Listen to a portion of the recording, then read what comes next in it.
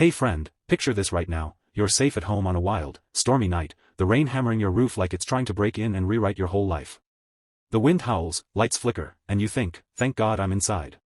But then, a frantic knock shatters the quiet. Not once. Not twice. A desperate, soaking wet pounding that makes your heart jump. Would you open the door? Would you let a complete stranger step into your world when everything screams, danger? Stick with me until the very last word of this story, because what happened next to a man named Matthew on that rainy night in Austin, Texas, didn't just change one life. It proved that the smallest spark of kindness can pull someone back from the edge of darkness and light up your own heart in ways you'll never forget. This isn't just a story. It's a promise that miracles still hide in the most ordinary moments, if only we're brave enough to say yes. Matthew had always loved rainy nights in his quiet suburban Austin neighborhood. The 42-year-old accountant had built himself a peaceful little fortress after his wife passed away 3 years earlier, a cozy 2-bedroom house with hardwood floors that glowed under soft lamplight, shelves lined with the mystery novels he never had time to finish, and a kitchen that smelled like fresh coffee no matter the hour. He was the kind of guy everyone called reliable Matt, steady paycheck, quiet smiles, the neighbor who mowed his lawn on Saturdays and waved at the mailman. But deep down, the loneliness had carved grooves into his soul. Friends had drifted away after the funeral, saying things like, time heals, and he'd stopped believing them. On this particular Saturday, the storm had turned the streets into rushing rivers. He just poured himself a mug of chamomile tea, settled into his worn leather armchair, and opened the latest John Grisham when the knocking started. At first he froze. Who would be out in this weather? His mind raced through every news headline he'd ever scrolled past: break-ins, desperate addicts, people pretending to need help just to scope out a house. The pounding grew louder, more frantic, like someone was running out of time. Matthew's hand trembled as he set the mug down. He grabbed the baseball bat he kept by the door, a silly precaution his late wife had teased him about, and cracked the door open just an inch, chain still latched. There she was. A young woman, maybe 30, completely drenched, her dark hair plastered to her face in heavy ropes, clothes clinging like a second skin. Water streamed off her in sheets, pooling on his welcome mat. She looked half-drowned, shivering so hard her teeth chattered, yet when their eyes met she let out a strange, trembling laugh, half embarrassment, half pure relief.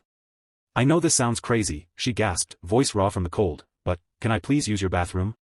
Just for a minute. I've been walking for hours and I'm so sorry. I wouldn't ask if I had anywhere else. Matthew's heart slammed against his ribs. Every instinct screamed to close the door, to call the police, to protect the fragile peace he'd built. But something in her eyes stopped him, wide, honest, and carrying a pain so deep it mirrored the emptiness he'd been living with for years. She wasn't aggressive. She wasn't demanding. She was just, human. Broken and soaked and laughing at how ridiculous the whole situation was. Before his brain could argue, his mouth moved. Yeah. Come in. But, stay right there by the door for a second. She stepped inside carefully, dripping everywhere, arms wrapped around herself as if trying to hold her dignity together. Thank you, she whispered, the laugh fading into a shaky breath. I'm Grace. Grace Thompson. I swear I'm not a serial killer or anything. Just, really, really lost. Matthew showed her to the hallway bathroom, handed her a clean towel from the linen closet, and waited in the living room, bat still in hand, mind spinning. Who was this woman? Why was she out alone in a storm that had already knocked out power in half the neighborhood? Minutes ticked by. He heard the faucet run, then silence. When she finally emerged, hair wrung out and wrapped in the towel like a turban, wearing his oversized bathrobe that he'd left hanging on the hook, he told her to help herself. She looked 10 years younger and 1,000 times more fragile. They stood awkwardly in the living room, rain still roaring outside like an angry beast. Matthew offered her the armchair. Sit. Warm up. I'll make tea. Grace hesitated, then sank into the cushions with a sigh that seemed to carry the weight of the world. As the kettle whistled, she started talking, slowly at first, like testing ice on a frozen lake. She was from a small town 2 hours north, had driven to Austin for a job interview that fell through at the last minute. Her car had broken down miles back, phone dead, wallet stolen earlier that week. I know how this sounds, she said again, that same nervous laugh bubbling up. Stranger at your door begging to use the bathroom. But you opened it. Most people wouldn't. Matthew listened, really listened, the way he hadn't listened to anyone since his wife's last hospital night. And as the storm raged on, something inside him cracked open. For the first time in years, his house didn't feel empty. It felt alive with possibility, and with fear. As the hours stretched and the rain showed no sign of letting up, Grace's story poured out like the water still dripping from her clothes. She wasn't just lost in the storm, she was lost in life. 3 years ago, almost to the day, she'd been a happy young teacher with a husband who called her his sunshine and a 4-year-old daughter named Lily who loved collecting puddles after rain. Then came the car accident. A drunk driver on a rainy night just like this one. Husband gone instantly. Lily fought for 2 weeks in the hospital before slipping away in Grace's arms. I held her hand and promised her the sun would come out again, Grace whispered, tears mixing with the last traces of rain on her cheeks. But it never did. Not for me. After the funerals, everything unraveled. Grief swallowed her job, her savings, her will to keep fighting. Creditors took the house.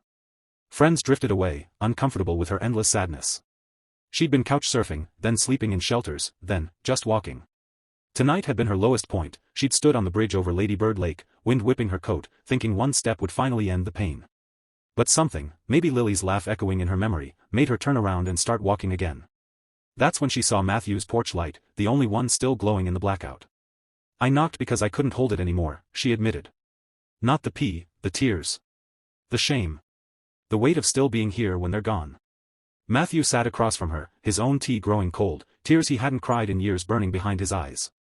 He saw himself in her story, the nights he'd stared at his wife's empty side of the bed, the mornings he'd whispered, "Why me?" to the ceiling. But where Grace had been drowning alone, he'd chosen to close every door, including the one to his own heart. The challenge hit him like lightning. Trust this stranger? Risk being hurt, robbed, lied to? Or do what his late wife would have done, open his home, his wallet, his life? Grace's biggest battle wasn't the storm outside, it was the one inside that told her she was worthless, that the world had already given up on her. Matthew's was simpler and harder. Had he become the kind of man who only watched from the window? He made a decision right there in the flickering lamplight. Stay tonight, he said, voice steady for the first time in years. The guest room is yours. Tomorrow we'll fix your car, get you a phone, whatever you need. No strings. Just, because you're here. Grace cried then, deep, shoulder-shaking sobs that seemed to wash away years of holding everything in. Matthew didn't hug her, boundaries still mattered, but he sat with her, handed her tissues, and shared his own story of loss for the first time with anyone. They talked until the rain softened to a whisper around 3 a.m. He learned she'd once dreamed of writing children's books about brave little girls who survived storms. She learned he still set 2 plates at dinner out of habit. The next morning the sun broke through the clouds like a promise kept. Matthew drove Grace to her broken-down car, paid the tow, got her a cheap phone with his credit card, and even called an old friend who ran a daycare. Turns out they needed a teacher who understood broken hearts. Grace found a small apartment within weeks, started writing again in the quiet evenings, and every Sunday she brought fresh flowers to Matthew's porch with a note that simply said, "Thank you for opening the door." He started smiling at strangers again. Started living instead of just existing. Years later, when people asked Matthew what changed him, he'd smile and say, "A soaked stranger who laughed through her tears and reminded me that every knock is an invitation to be human again." Grace went on to publish her first book, dedicated to "The Man Who Gave Me Back the Sun." Their friendship became family, proof that second chances aren't rare, they're just waiting for someone brave enough to answer the door. So here we are, friend, at the end of the story, just like I promised. The rain outside your window might be gone, but remember this, the next time life knocks, whether it's a stranger in the storm or the quiet voice inside your own heart asking for help, open the door. Say yes to the crazy request. Offer the towel, the tea, the listening ear. Because in a world that sometimes feels too cold and too dark, your one small act of kindness might be the exact light someone needs to find their way home. You never know whose story you're about to become part of. And that, right there, is the most beautiful miracle of all. Stay kind. Stay open. The storm always passes, but the love you give lasts forever.